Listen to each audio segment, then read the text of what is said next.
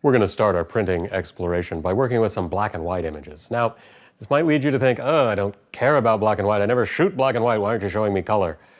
We're starting with black and white because it's simpler. Color adds a level of complication that it's just better for us to avoid right now. What's more, every single thing that we'll do around black and white printing is relevant and necessary for color printing. Correcting a black and white image is about fixing tone, and very often when you fix the tone on a color image, you end up with correct color. So learning tonal adjustments is actually critical to color correction. We're starting with black and white because I think you'll find that it's easier to understand the concepts that we're going to cover if we leave color out of the equation right now. Many of you might have come to this course with one simple question in mind: how do I get my prints to match my monitor? Don't worry, we're going to cover that exact question, but the skills that you need to solve that problem are more easily developed if you work with black and white images first. All that said, there's one big caveat about black and white printing that you need to pay attention to. It's possible that you may have a printer that does a fantastic job of printing color, but that isn't quite as capable with black and white. The tricky thing about black and white printing is neutrality. It's hard for many printers to create a truly neutral gray. Instead, you'll get a gray that's maybe a little warm or maybe a little cool. That is, your black and white might have the barest hint of magenta over it, or maybe green. The good news is that you might not notice this unless you set that print next to a truly neutral copy. So, for the purposes of these exercises, the fact that your printer might not be an ideal black and white tool doesn't really matter. Just know that if you see a color cast in your print, that doesn't mean that you're doing anything wrong or that your image needs an adjustment. It just means that your printer is weak when it comes to black and white printing.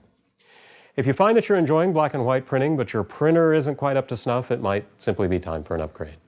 You also, though, need to understand what makes a good black and white print. Here's what I'm talking about. If this print came out of your printer, you would probably be very happy, and you should be. This is a beautiful image. It's wonderfully composed. Then some snobby print guy like me would walk in and go, oh, yeah, nice, your whites are a little off. And here's what I'm talking about. This is a very nice print. This is a nicer print.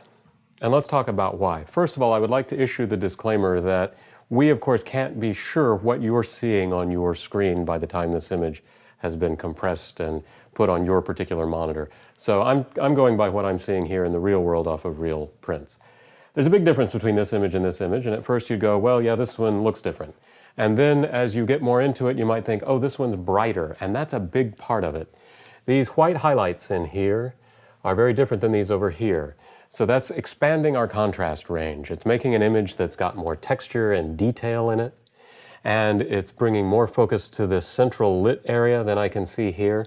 But there's something else going on that's maybe a little more subtle. Overall, this image looks a little more brownish somehow. Even the brightest little bits of texture in here are so gray that it has this just overall darker cast. This image, thanks to all of these bright bits, gets a little more silvery. It looks more like the great tradition of silver gelatin black and white printing. I've got this wonderful range of gray tones in here that is broader than the more limited tones in here that go from a very dark gray to a lighter gray rather than from a black to a full white. One of the critical things about black and white printing is you've got to be sure you have true black, you've got to be sure you have true white, and you want as broad a range of midtones as you can get. Now, obviously, there will be times when an image might inherently be low contrast, and it's okay to not have that broad range and extreme contrast range. But in an image like this, we want that. And by expanding these midtones in here, that's where we pick up that beautiful silvery look. That's why we get an image here that looks finished and an image here that's 90 to 95% there.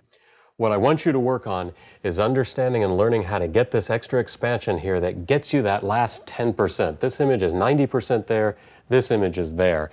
That's what's going to make the difference between a great black and white and ultimately great color print and an almost great print. Let's look at another example. Again, another nice print right out of the printer, but hopefully by now you've already figured out what I'm going to say. Black and white, how are they? Black here is looking a little weak. The black back here is a little weak. Now, black in a print is a little bit tricky because how black a black can be is often dependent on your paper, and we're going to talk about that later. But still, I'd like these blacks to be stronger if they could be. Whites in the image, there's a specular highlight there and there. They look probably pretty white, but her hair looks like a lot of light gray. very light gray. And the great thing about white is you've actually got a reference for it on the same page. I can see that for the most part, other than here and here and maybe here, there's not a lot of this tone right here throughout the image. So my blacks and my whites are off in this image. When black is not black enough and white is not white enough, the contrast in your image greatly decreases, and that's what's creating this overall gray haze over the image. It just looks like I'm looking through fog of some kind. So let's take a look at a corrected image. The haze is gone. I can really see everything really clearly now. My blacks here are very black. I've got whites speckled throughout the image. Her buttons, actually the buttons are maybe a little overexposed. We'll have to fix those, but her hair looks great. Her face is a little bit lighter. Again, the image has more punch. It's got true black, it's got true white. It's lost that overall haze. And again, going back to that somewhat ephemeral silvery quality, this image has an overall cast of gray. This one, thanks to its true whites and true blacks, is revealing many, many more mid-tone gray patterns throughout the image, or gray tones throughout the image, and that's giving me that really good silvery look. That's what we're aiming for in a black and white print. And again, these same tonal considerations are also going to come to play when you're working in color. Finally, one more thing about black and white. The broader your tool set is, the more creative options you have for capturing a scene. So even if you don't normally work in black and white, it can't hurt to do a little exploration of it. And you can learn more about black and white in my Foundations of Photography Black and White course. You may find that black and white shooting is an area of photographic expertise that you want to explore further. In case you don't have any black and white images of your own, I've provided one you can download and play with. Just follow the on-screen link to grab an image that will give you some good editing and printing practice.